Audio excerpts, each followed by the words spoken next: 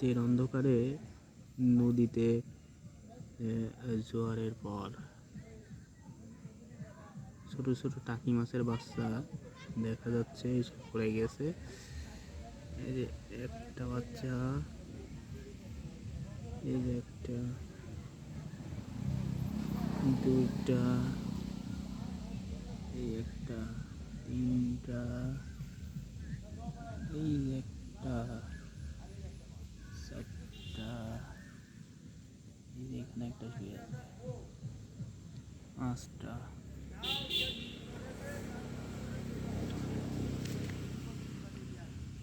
কেদা, শুধু কাদা আর কাদা।